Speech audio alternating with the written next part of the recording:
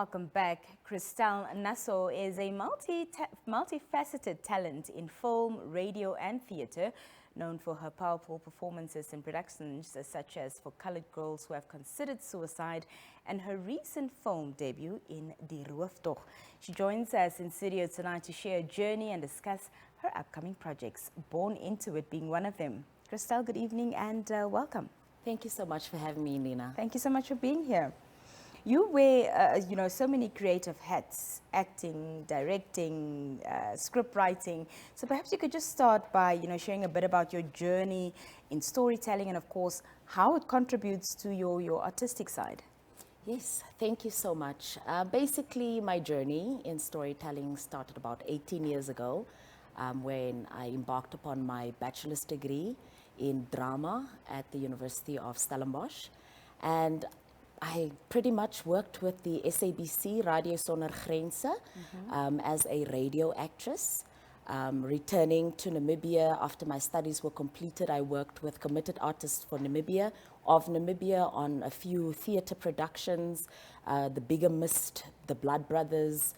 Thereafter, I worked with Dark Crown Productions as well, as you mentioned earlier. And I did quite a few voice overs as well as voice acting for the NBC and also other radio stations. Yeah. So about over 18 years experience, yes. Would you say that theatre is your first love? I think that's my first love. That's my first love. Your lights here are also confusing me. So theatre is definitely my first love, but I love the film industry and what it has to offer. Yeah. As I mentioned, you're recently part of Die Rooftog, which just came out, I think, this past Sunday, another incredible Namibian film. Talk to us about, how you came on board and, of course, what the experience was like, etc. Well, that was actually, it was a surprise. The producer of the Dark Crown Productions, whom I worked with in 2019 on the For Colored Girls production, called me and asked me if I want to audition for one of the roles of Magdalena.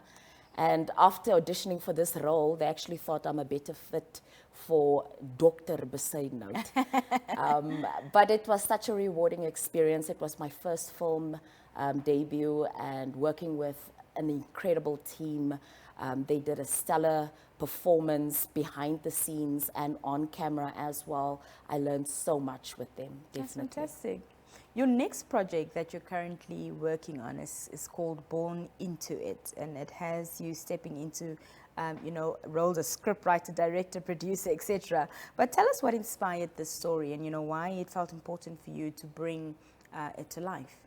Yes, Born Into It. Wow, I love this. What inspired me, first of all, I love history and identity, knowing where you come from and how that shapes where you're going to.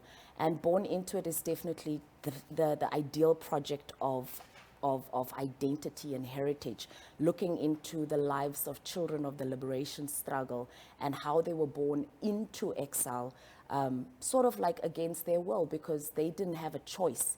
And because I have close affiliates with them, I listened to some of their stories, and I said to myself, these stories are untold. I wish to tell these stories in a manner that it can be accepted in a positive light. And that's why Born Into It was created, and it's really just to tell the untold stories of the children of the liberation struggle. You drew inspiration for this story from three Namibian women who are considered children of the liberation struggle. Just give us a brief background on each of them and why you specifically chose them. Well, Born Into It is it's a fictional historical drama that looks into the lives, as you mentioned, of Dinelao, who is the baby that the founding father is holding in his hands, with the iconic picture that we know that he found in the rumble of Kasinga. And then also we have Benita Nakambo, who happens to be the founding president of the Children of the Liberation Struggle movement. Her story of growing up in the regime in Zambia, and then also looking at the life of the late Frida Daitapo, the activist, CSL activist that actually died in a police riot after protesting a few years ago. So it's a storyline which Twilika portrays as the fictional character, but it embodies all three of those very, very phenomenal women's stories. And it brings to life what they had to go through actually during the time of exile, and how they had to fight for what is right and what belongs to them, and still fighting until today. So Wilika is the main character within this project, and talk to us about how her story reflects, the broader themes of identity, heritage, especially in a post-independent Namibia. You see, Nina, with the post-independence Namibia, the cultural identity or the identity of Namibia is portrayed on a national level, more to say from the state narrative, how the state sees the country as Namibia as a whole. But within Namibia as a whole, we have different identities, and we have different indigenous stories that still need to be told, in as much as we are one Namibia, one nation. And this is really what Twilika brings about. She brings about her own history of a child born into exile, and what were the cultural experiences that shaped her, what were the identity experiences, the injustices that shaped her into the Namibian that she is today. And really that is what the film is trying to bring about. Christell, I know that Born Into It is still a work in progress, so when can we expect to see it? And in the same breath, tell us what else you're planning on working on. Well, Born Into It, yes.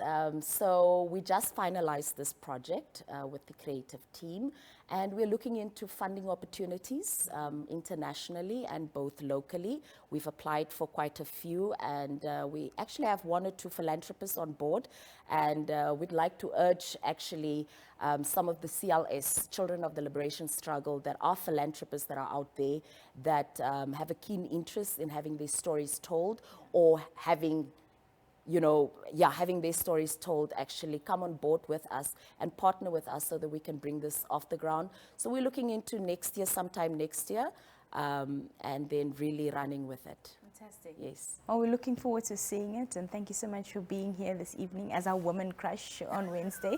Okay. We appreciate your time. All right. Thanks, Bina. Well, there you have it. And also on that note, we wrap up today's edition of the Daily Roundup with Nina. Of course, we're back tomorrow for our last installation. Do join us then. From myself and the team, it's good night.